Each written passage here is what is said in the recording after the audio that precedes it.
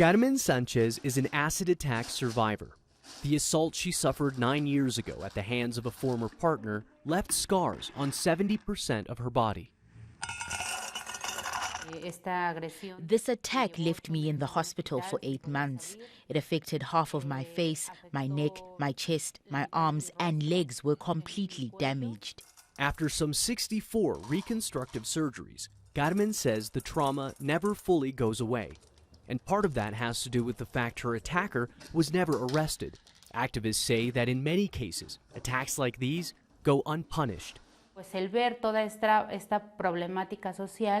I met other women who were survivors of this type of violence, I realized the scale of this social problem. The first thing I did was change from being a victim to an activist.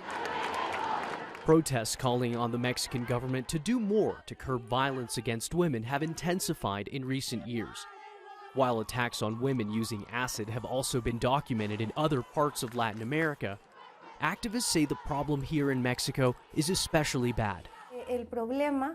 The problem is not only reduced to attacks with acid and corrosive substances, violence is becoming much more cruel and extreme, and this includes other types of toxic, flammable, reactive and caustic substances.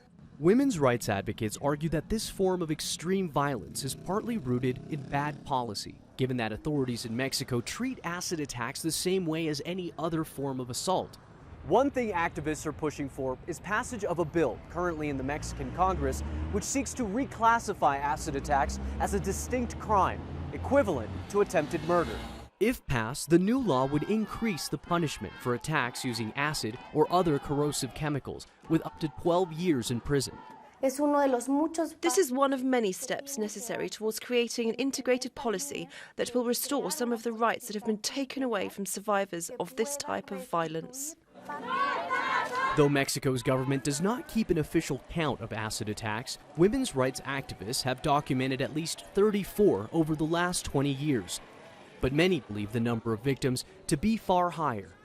Manuel Rapalo, Al Jazeera, Mexico City.